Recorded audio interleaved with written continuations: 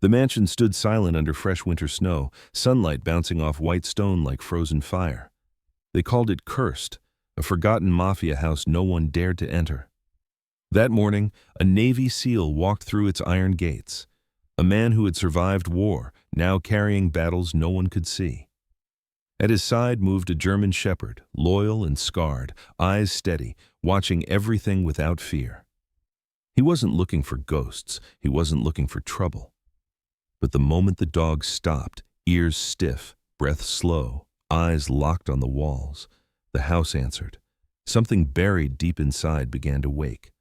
What this Navy SEAL and his dog uncovered next would shake an entire city. Some missions don't end when the war is over. They begin when you step into the cold and refuse to look away. Before we begin, where are you watching from today? Drop your country in the comments below. St. Paul, Minnesota, woke beneath a sky so clear it felt almost cruel.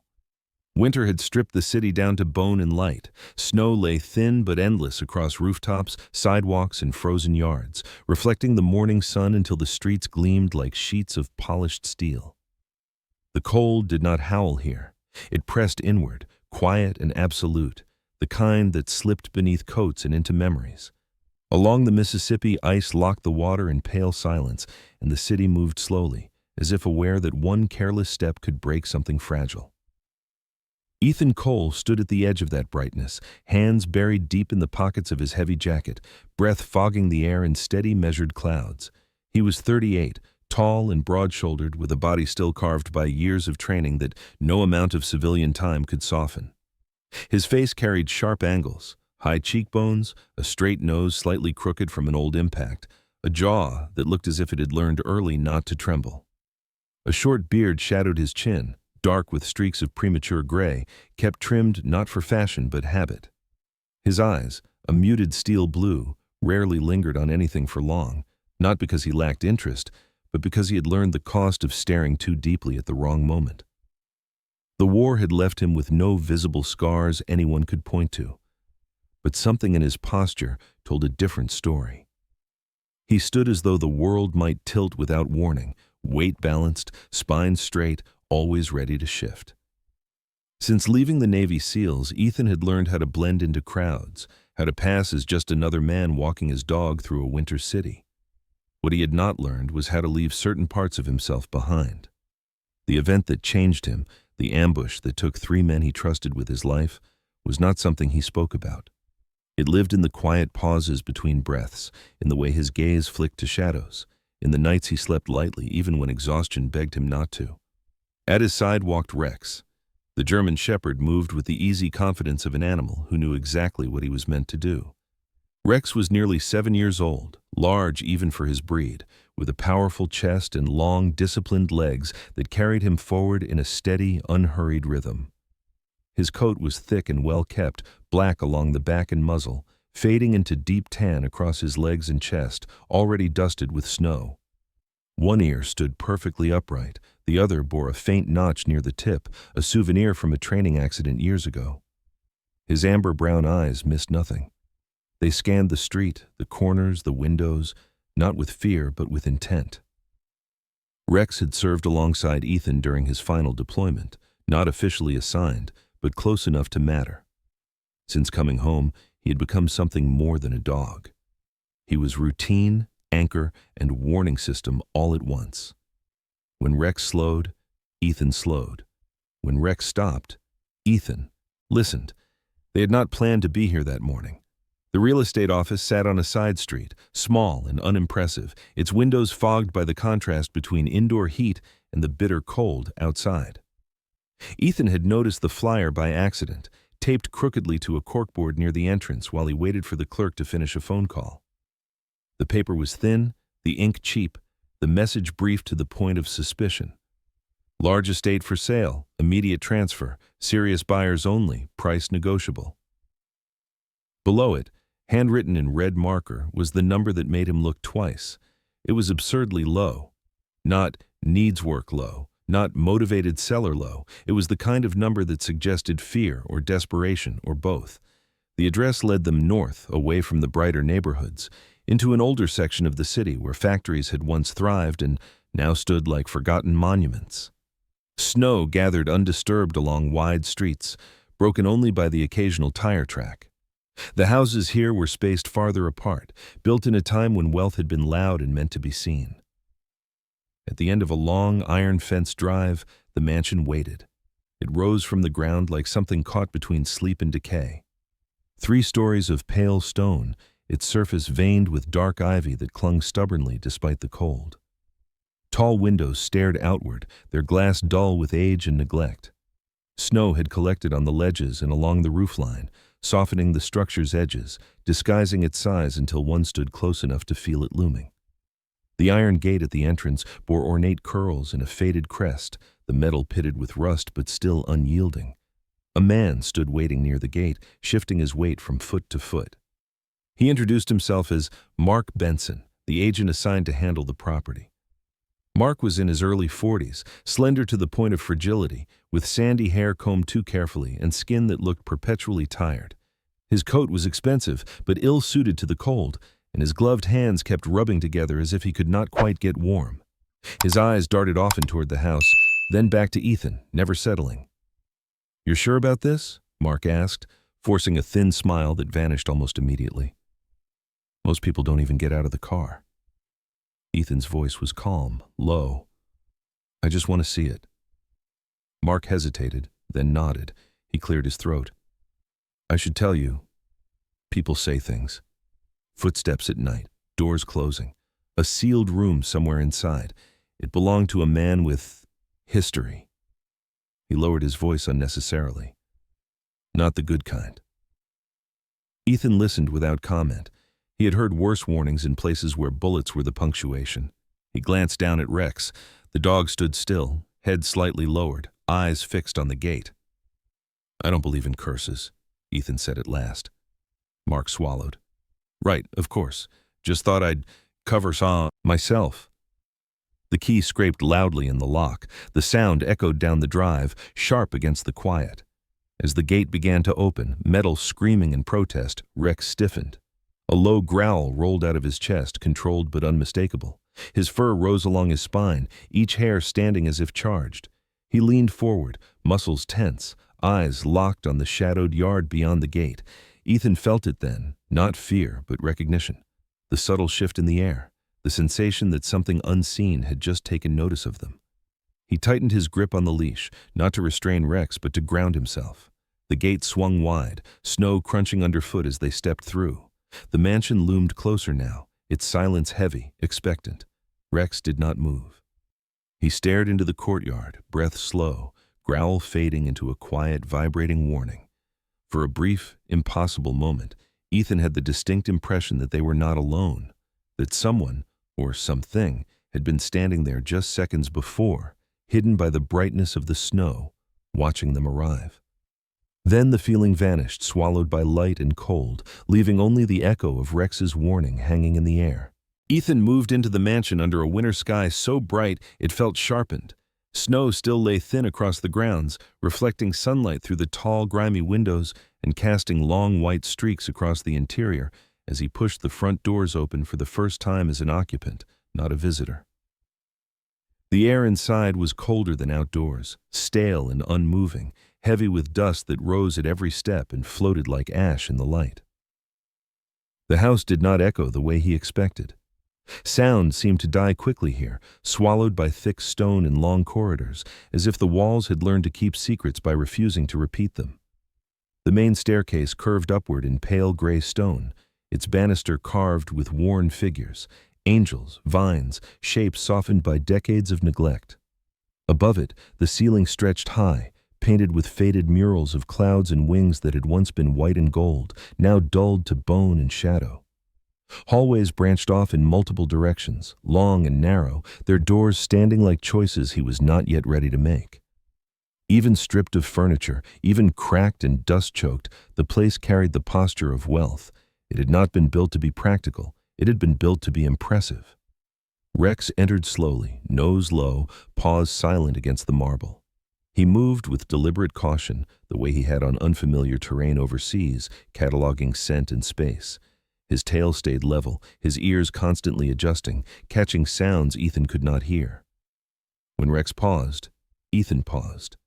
When the dog turned his head sharply toward a darkened corridor, Ethan followed the line of his gaze without question. They had learned each other's language in places where mistakes were fatal. Ethan set his few belongings down in what appeared to be the former study, a room with tall shelves built directly into the walls and a wide window overlooking the frozen courtyard. He worked methodically, unpacking tools rather than clothes, setting up temporary lights, checking the doors and windows first. The discipline was automatic. He knew how to enter a hostile structure, how to make it livable inch by inch. Each hammer strike echoed once, then vanished.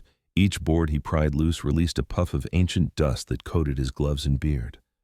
The work was physical, repetitive, and honest. It steadied him. Every nail driven into place felt like a quiet refusal to let the house or his past dictate terms. Outside, the city noticed him almost immediately. A pair of teenagers passed by the gate that afternoon, boots crunching loudly in the snow, laughter sharp and unafraid. One of them lifted a phone, angling it toward the mansion, toward Ethan standing in the doorway with Rex at his side. "That the seal?" the boy called out, grinning. "Think he's bulletproof or something?" The other laughed and zoomed in, narrating for an invisible audience. Ethan did not react. He had learned long ago that mockery wasted more energy than it deserved. Rex, however, fixed them with a steady stare until the laughter thinned and they moved on, suddenly eager to be elsewhere. By late afternoon, the sun dipped low, but the brightness lingered, bouncing off snow and glass, refusing to fade quietly.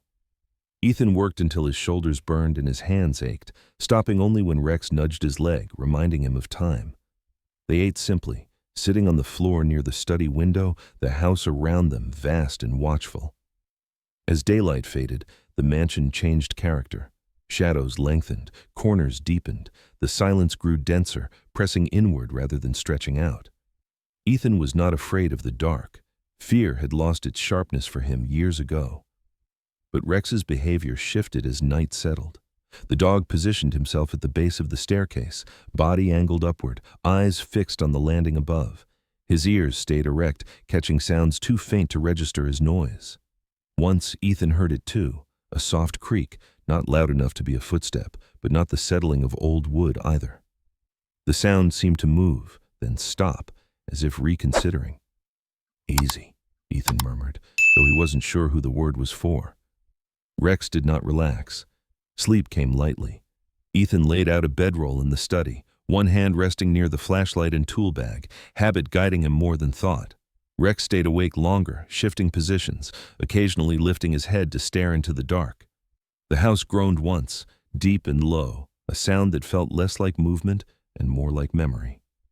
Ethan closed his eyes anyway. Morning arrived cold and white. Sunlight flooded the interior again, washing away the night's unease with ruthless clarity. Ethan rose early, joints stiff, breath visible. He began clearing debris from the main hall, sweeping dust into pale piles that stood out starkly against the stone. That was when he saw it. The footprints were clear and undeniable. They crossed the hall from the far corridor toward the northern wall, cutting through the fine layer of dust he had not yet touched. The pattern was wrong, too heavy, too deliberate to be old. A man's shoe, size larger than his own, tread worn at the heel. Ethan crouched, studying the spacing, the angle. They did not belong to him. They did not belong to Rex. His gaze followed the trail until it stopped abruptly at the wall, as if whoever made them had simply ceased to exist there. Rex stood beside him, hackles raised again, nose inches from the stone, breathing slow and deep. The dog let out a low sound, not a growl this time, but something closer to warning layered with confusion. Ethan straightened slowly, eyes scanning the blank surface ahead. No door, no obvious seam, just stone and faded wallpaper. Whatever the house had swallowed during the night, it had not left quietly. Ethan did not rush toward the northern wall after finding the footprints. Experience had taught him that the fastest way to lose control of a situation was to let curiosity outrun patience. Instead, he chose the slower work. The rooms that had remained locked since his arrival waited along the eastern corridor, their doors swollen from age, paint peeling like old scars. Winter light poured in through tall windows as he forced the first lock open, the sound sharp and brief before being swallowed again by the house's unnatural quiet. Inside, the room was smaller than the others, likely once a guest bedroom. The air smelled of damp wood and dust. Furniture lay draped in yellowed sheets, shapes frozen in time. Ethan pulled the coverings back methodically, cataloging what remained. A dresser with cracked legs, a vanity mirror spotted with age, and against the far wall, a tall wooden wardrobe, its surface warped and splintered, one door hanging slightly askew. Rex entered last, moving straight to the wardrobe as if summoned. The dog's nose traced the lower edge, then rose, breathing deep. He lingered there longer than anywhere else, tail still, posture intent. Ethan crossed the room and pulled the door open. The hinges groaned, a dry protest that echoed once before the silence reclaimed it. Inside, among moth-eaten coats and collapsed shelves, lay a small metal box half buried beneath fallen wood. Ethan knelt and lifted it free. It was lighter than he expected. He opened it carefully. Photographs spilled out onto the floor. They were old, their edges curled, black and white fading toward sepia. Ethan picked one up at random and felt something in his chest tighten. The man in the picture was unmistakable. The former owner of the mansion, the same name whispered with fear by neighbors and printed in bold type in old police reports. But this version did not fit the stories. The man stood in a sunlit garden, sleeves rolled up, laughing as a small child clung to his leg. His face was broad, handsome in a tired way, eyes creased not with cruelty but warmth. Another photograph showed him seated at a long table, a woman beside him, her head tilted toward his shoulder, both of them smiling as if nothing in the world could reach them. Rex lowered himself beside the photographs and sniffed them slowly, carefully, as though memorizing the scent of lives long gone. He nudged one image with his nose, then tapped the floor twice with his paw and looked up at Ethan, eyes steady. It was not a demand. It was an invitation. "All right," Ethan murmured. "Show me." They moved from room to room, opening doors that resisted, then surrendered. Some spaces were bare, others cluttered with relics of hurried departure, clothes left hanging, shoes lined neatly as if waiting for feet that never returned. In a narrow sitting room, Ethan found a stack of loose papers bound with twine. Letters mostly, some written in Italian, others in careful English, the handwriting elegant but tense, the lines pressed hard into the paper as if the writer feared running out of time. Ethan could not read all of it, but the tone was unmistakable. These were not the words of a man reveling in power. They were the words of someone bracing for consequences. In the adjoining room, Rex stopped again, his attention fixed on a low cabinet tucked beneath a window. Inside lay more photographs and, folded neatly, an old newspaper. The headline was bold, dramatic. "Empire falls overnight. Authorities seize assets." Beneath it was an image of the mansion itself, pristine and alive, the stone bright, the windows clear. Ethan studied the date. The timing aligned too cleanly with the abrupt emptiness of the house. The story painted a familiar picture: crime, betrayal, greed, but something was missing. There were no bodies mentioned, no trial, just disappearance. Ethan leaned back against the wall, letting the pieces settle. He had spent years learning how lies were built. This one felt incomplete by design. The house was not hated because it was haunted. It was hated because it reminded people of something unresolved. He returned to the study and spread the photographs across the desk. In the bright winter light, the faces seemed almost alive. Rex sat beside him, watching. Ethan picked up one final photograph, smaller than the rest. It showed the man standing alone at the mansion's entrance, expression unreadable, eyes fixed on the camera with something like warning. He turned it over. The writing on the back was rough, uneven, hurried. The pen had pressed so hard it nearly tore the paper. "If anyone reads this, don't believe them. Don't open the north wall." Ethan exhaled slowly. Rex lifted his head, ears angling toward the northern corridor as if he already knew where the words pointed. Outside, sunlight glinted off the snow, bright and indifferent. Inside, the house seemed to hold its breath. Ethan did not sleep after reading the warning on the back of the photograph. He lay awake in the study while winter moonlight crept across the ceiling, turning the faded paint into pale waves. Rex stayed near the doorway, alert but quiet, his body angled toward the corridor that led north. When morning came, it arrived bright and cold, sunlight pouring through the tall windows as if determined to expose every lie the house had learned to hide. Ethan rose with a stiffness that had nothing to do with the cold. He dressed slowly, deliberately, letting routine anchor him before curiosity could pull too hard. Rex moved first. The German shepherd led him down the northern corridor without hesitation, nails clicking softly on stone. Halfway down, the dog stopped in front of a stretch of wall that looked almost ordinary. Almost. The wallpaper there was newer than the rest, its pale cream tone slightly brighter, its pattern just a fraction misaligned. In the harsh winter light pouring through the nearby window, the difference was impossible to ignore. It was the kind of mistake only visible to someone trained to notice what did not belong. Ethan pressed his knuckles against the wall and knocked. The sound came back wrong, hollow. Not the solid resistance of brick and stone, but the echo of empty space waiting behind a thin lie. He knocked again, slower this time, listening. The house swallowed the sound almost immediately, but the vibration traveled up his arm all the same. Rex lowered his head and sniffed the base of the wall, breath steady, muscles coiled. He did not retreat. He never did. A low rumble of an engine drifted in from outside. Ethan turned toward the window and scanned the street below. A dark sedan sat parked several houses down from the gate, its engine idling, a thin plume of exhaust visible in the cold air. The car did not belong to any neighbor he had seen so far. It sat too still, angled just right to watch the front of the property without drawing attention. Ethan noted the detail without reacting. Whoever it was, they were not here by accident. Back inside, he fetched his tools. The wooden cabinet that stood against the wall had once been elegant, oak, heavy, carved with shallow floral patterns, but time had swollen and cracked it. Ethan braced himself and shoved. The cabinet resisted, then scraped aside with a deep groan, revealing brickwork behind it. The bricks were uneven, poorly matched, the mortar a different shade from the rest of the house. Someone had worked quickly here, more concerned with hiding than craftsmanship. Rex pressed close to Ethan's leg, hackles raised, eyes never leaving the exposed section. His growl was low, controlled, vibrating through his chest like a warning transmitted through bone. Ethan picked up the hammer.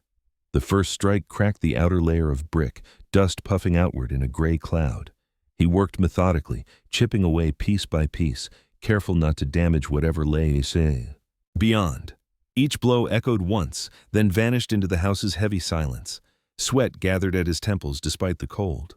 With the third brick removed, darkness opened behind the wall, deeper than shadow, swallowing the light that reached for it. Something glinted inside. Ethan widened the opening just enough to reach in. His fingers closed around cold metal. He pulled, and a small rectangular box slid free, coated in dust so thick it dulled its surface. It was heavier than it looked, sealed with a rusted latch that resisted briefly before yielding with a sharp snap. Inside were papers, many of them. A notebook lay on top, its leather cover worn smooth by years of handling. Beneath it were folded letters, envelopes yellowed and brittle with age. Ethan brushed dust from the notebook and opened it carefully. The handwriting inside was elegant but urgent. The lines slanted slightly as if written by a man in a hurry. The words were not what he expected. They spoke of fear, of betrayal, of a man trapped by the very power he had built. Page after page, the writer confessed to laundering money not for indulgence, but for a single purpose: to build a home for children who had no one, a place untouched by the violence that had funded it. A final attempt at balance. Rex sat beside him as he read, unmoving, eyes dark and intent, as if he understood the weight of what lay open on Ethan's knees. The letters told the rest of the story. Threats from associates, meetings that turned dangerous, warnings ignored too long. The man knew they would never let him walk away. He wrote anyway, planned anyway, hid the truth where only someone stubborn enough to look past the rumors might find it. Ethan turned another page and felt his chest tighten. "They will never let me leave," the line read. "But I must leave something clean behind." The sound came without warning. A sharp, violent crash shattered the silence, glass exploding inward from the direction of the first-floor windows. Rex surged to his feet, barking once, fierce and sudden. Ethan snapped the notebook shut and was moving before the echoes faded, every instinct honed and awake. Whatever had been watching from the street had made its move. The broken glass glittered across the marble floor like ice fragments scattered by a careless storm. Ethan stood just inside the first-floor hall, winter light pouring through the shattered window in hard white angles, illuminating the damage with cruel clarity. A fist-sized stone lay among the shards, wrapped loosely in a strip of yellowed paper. He picked it up carefully, turning it once in his hand before unrolling the note. The message was brief, written in uneven block letters pressed hard enough to bruise the page. Stop. No signature. No threat beyond the implication itself.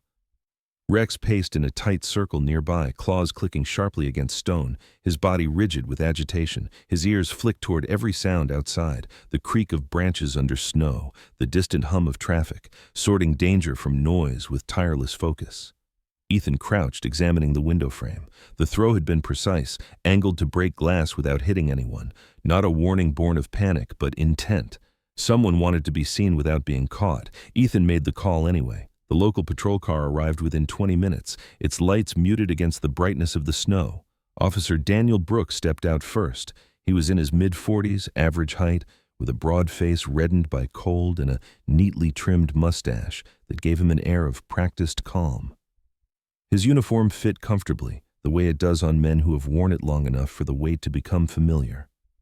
Brooks listened, nodded, took notes, and surveyed the damage with polite detachment. Behind him stood Officer Megan Lewis, younger, tall and slim, dark hair pulled into a tight bun beneath her cap. Her eyes were sharp, curious, lingering a second longer on Rex than on Ethan, as if she sensed the dog was more than just a pet. "Kids," Brooks said finally, tucking his notepad away. "Happens more than you'd think. Place like this draws attention, dares people." Ethan met his gaze evenly. "That stone was wrapped. Someone wanted me to read it." Brooks gave a small shrug. "Could be anyone. We'll file the report. Best advice? Board up the window. Don't give them a reason to come back." They left footprints across the snow and little else behind. Ethan watched the patrol car disappear down the street, understanding settling in his chest like cold water. If this was a game, it wasn't one the local police knew how to play, or wanted to. Inside, Rex had already moved on.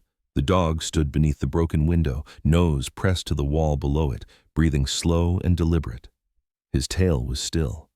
He shifted slightly, then pawed once at the wooden paneling that lined the lower section of the wall. The sound that came back was wrong. Hollow. Ethan joined him, pressing his palm flat against the panel.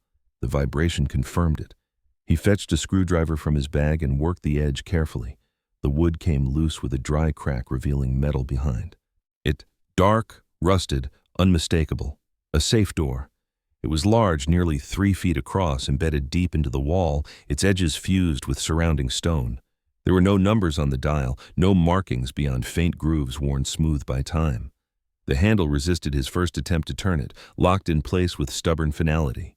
Ethan studied it closely, fingers tracing the mechanism, eyes narrowing. This was not a cheap installation. It had been built to last and, more importantly, to be forgotten. He tried again, listening for internal movement, counting the subtle clicks that usually betrayed old locks. Nothing. The safe remained silent, indifferent. Behind him, Rex stiffened. The dog's head snapped up, ears forward, and he let out a sharp bark that echoed through the hall. Then he bolted toward the front doors, nails skidding briefly on stone before finding traction. Ethan abandoned the safe and followed, heart rate already climbing, senses narrowing. Outside, the winter air hit hard and clean. Snow lay undisturbed across the drive except for one detail that pulled Ethan's attention instantly. Tire tracks cut through the white, fresh and dark, running close to the iron gate before curving away. He followed them with his eyes, noting the tread pattern, the weight distribution. A sedan. Heavy. Recently stopped. Rex stood at the edge of the tracks, growling softly. Ethan's gaze dropped to the ground near the gate. There, pressed deep into the snow, were footprints. A man's boots, large. The stance was casual, deliberate. The person had not been rushing. One print lingered longer than the others, heel dug in slightly deeper as if the man had paused there, watching. Ethan recognized the position immediately. It was where he himself had stood the night before, scanning the yard while Rex kept watch inside. Someone had been there with him, close enough to see the lights on, to hear movement within the house, yet far enough to remain unseen. He straightened slowly, the weight of the realization settling in. This was no longer about a dead man's secrets alone. Someone living cared deeply enough to threaten him, to watch him, to wait. Rex moved closer, pressing his shoulder against Ethan's leg, eyes fixed on the empty street beyond the gate. The dog's breath came steady, controlled, but the tension in his body didn't fade.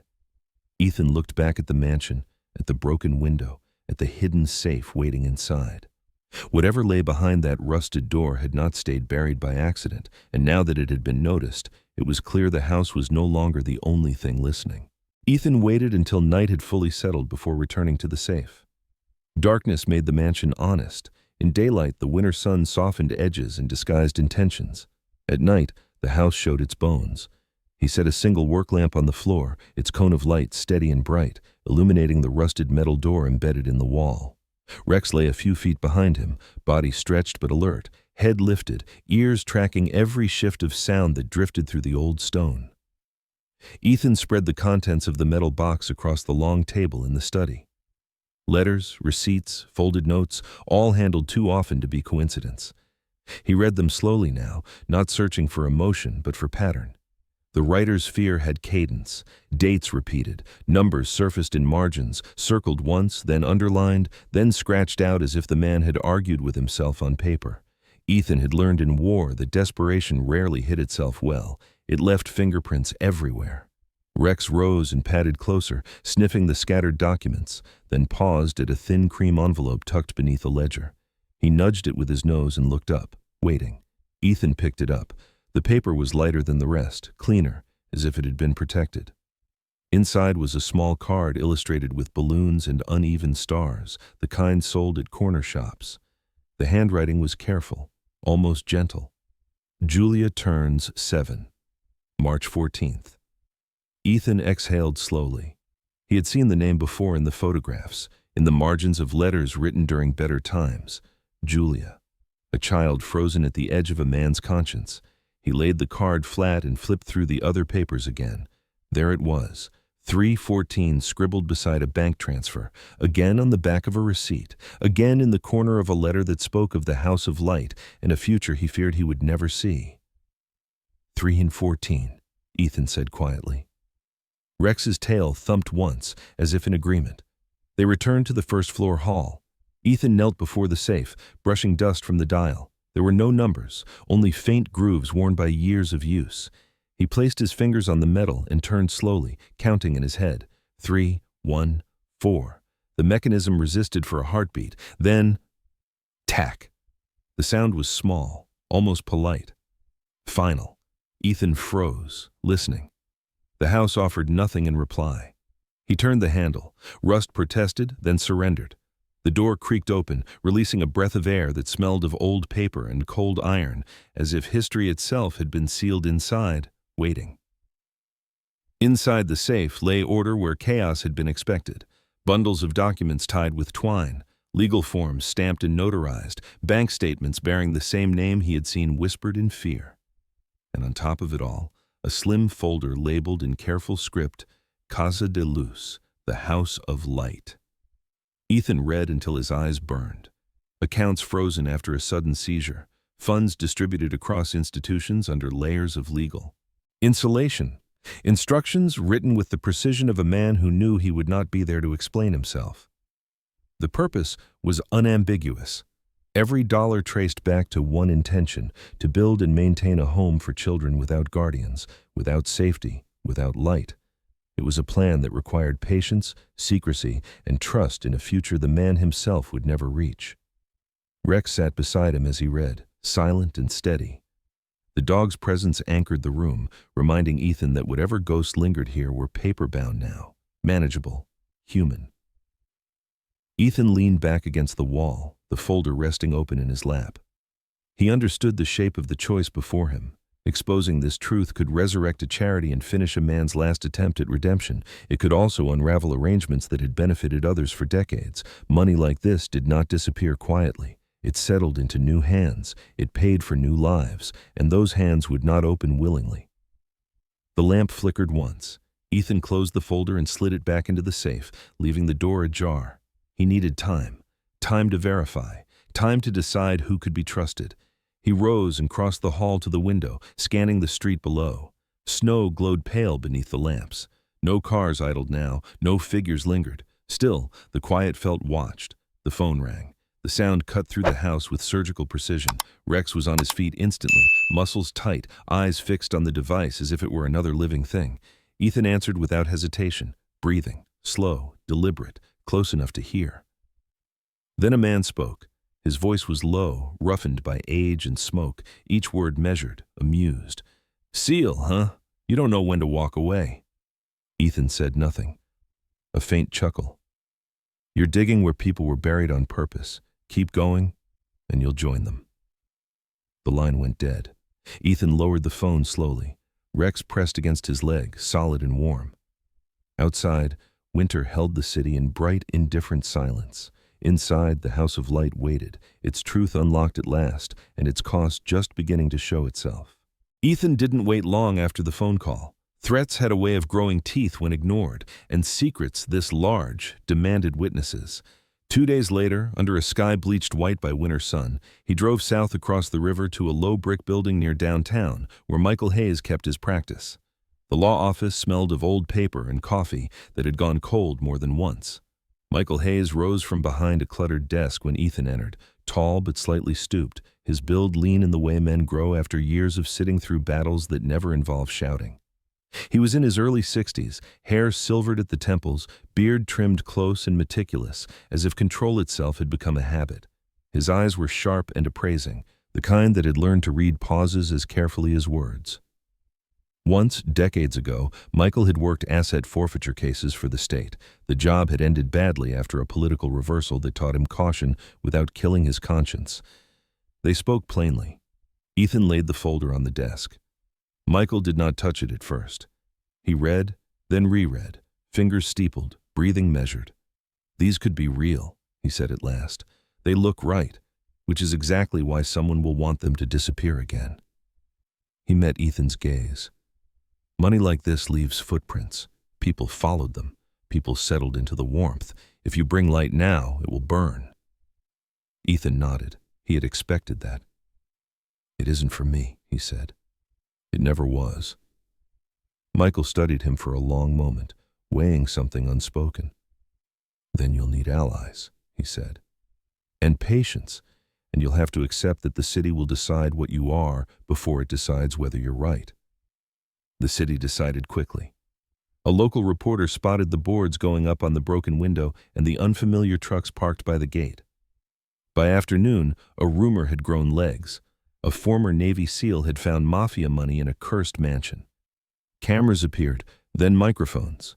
A woman with a bright scarf and a voice trained to carry stood just outside the iron bars and asked questions as if they were invitations. Some neighbors gathered to watch, arms crossed, faces set in practiced skepticism. Others lingered longer, curious despite themselves. Ethan stepped out when the noise refused to thin. He wore a plain coat and gloves, nothing to suggest rank or heroics.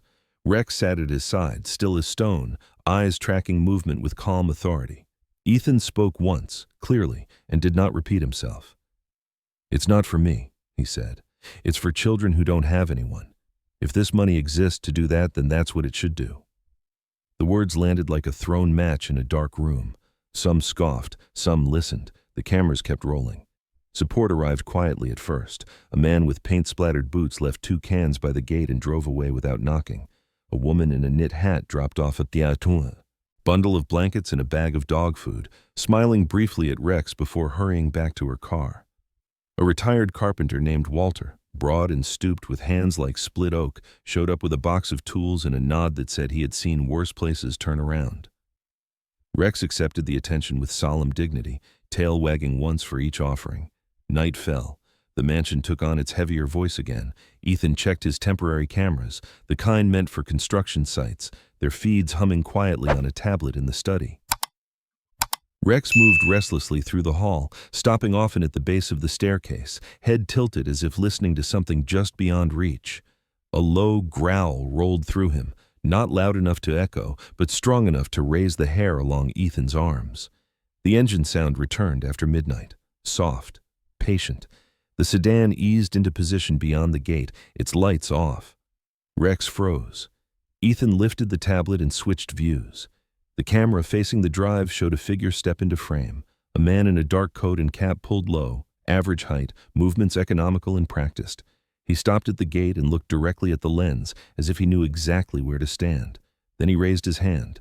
The patch caught the light for a single, merciless second. An old military insignia, worn at the edges. Familiar. Wrong. Ethan felt the cold then, sharp and immediate, cutting past the house and into memory. The man lowered his hand and melted back into the dark. The feed returned to empty snow.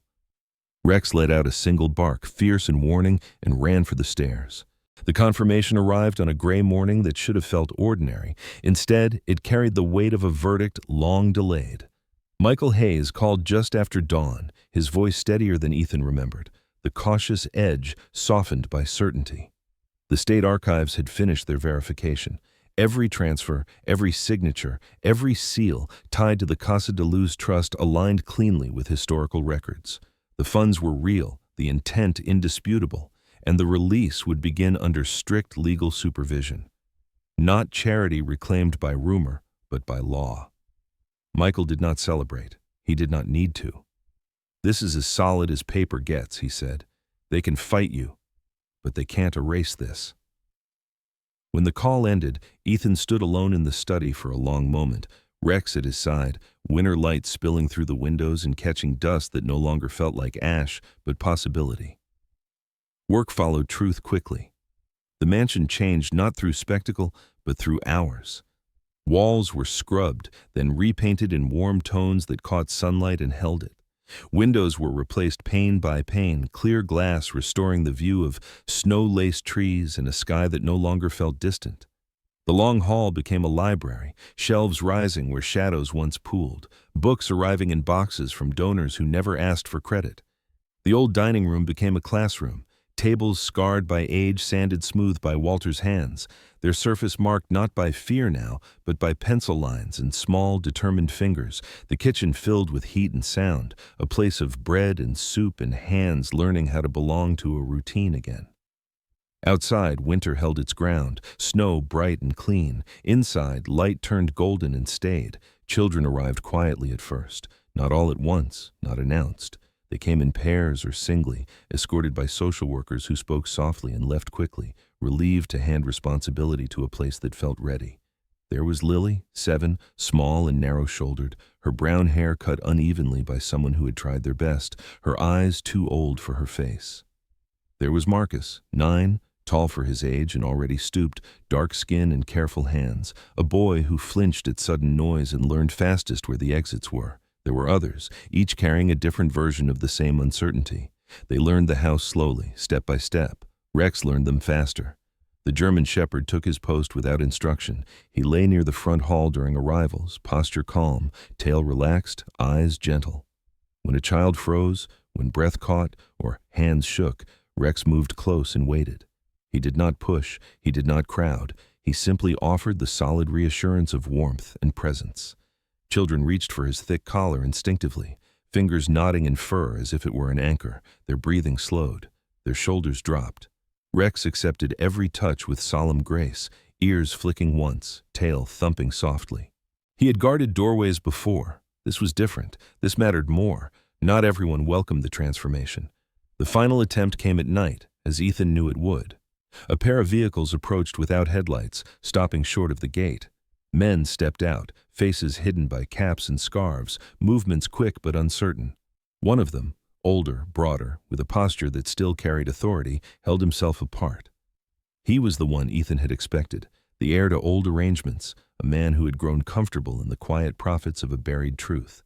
His beard was trimmed too neatly, his coat too expensive for the hour, his eyes sharp with a calculation that had learned how to wait. He wanted the documents. He wanted the original papers returned to silence, but Ethan had prepared. Lights snapped on across the property. Police cars rolled in from both ends of the street, tires crunching loudly on snow that had once hidden footprints. Michael Hayes stood near the gate, collar turned up, face pale but resolute. Walter was there too, and the woman with the knit hat, and others who had brought paint and books and bread. They stood together without rehearsed courage, the kind that forms only after people decide something is worth being seen for. The men at the gate hesitated. The older one spoke then, voice smooth, practiced. He spoke of legacy, of keeping peace, of letting the past stay buried. Ethan answered him plainly. He did not raise his voice. He did not need to. The documents were legitimate. The trust was active. The funds were protected. There was nothing left to negotiate. The man's authority collapsed under the weight of fact. Police stepped forward, hands lifted. The night exhaled. Morning came bright again. The sign was mounted just after noon. Simple, clear. Casa de Luz, a home for every child. It caught the sun and held it, white letters against dark metal, visible from the street that had once whispered. Children gathered beneath it, coats zipped, breath puffing into the cold. Lily reached for Rex's collar and leaned against his side, smiling without knowing why. Marcus stood straighter than before, eyes lifted to the words as if memorizing them. Ethan stood back, hands in his pockets, watching the house accept its new name. When evening fell, the lights stayed on. Windows glowed warm against the snow. Laughter traveled down the halls without fear of being swallowed. Ethan walked the perimeter once, habit easing into memory, then returned inside. Rex waited by the door. Ethan rested a hand on the dog's head, fingers pressing into familiar fur. "Home," he said quietly. The house answered with peace. Sometimes the miracle is not thunder from the sky. Sometimes it is quieter. A door that opens when everyone else walks away. A heart that chooses light when darkness feels easier. Maybe God didn't send angels with wings to that house. Maybe he sent a wounded man who refused to quit, and a loyal dog who never stopped watching. In our own lives, we may never find hidden safes or forgotten fortunes, but every day we are given the same choice Ethan was given, to turn away, or to step into the cold and believe that goodness still matters. If this story touched your heart, perhaps it's because God is reminding you of something, that no pain is wasted, that no kindness is ever unseen, and that light can return to places we thought were lost forever. If you believe in that kind of hope, please share this story with someone who may need it today. Tell us in the comments where you're watching from and what this story meant to you. And don't forget to subscribe so we can continue sharing stories of redemption, courage, and grace. May God bless you and your loved ones. May he protect your home, calm your fears, and guide your steps, just as he did for two faithful souls who finally found their way home.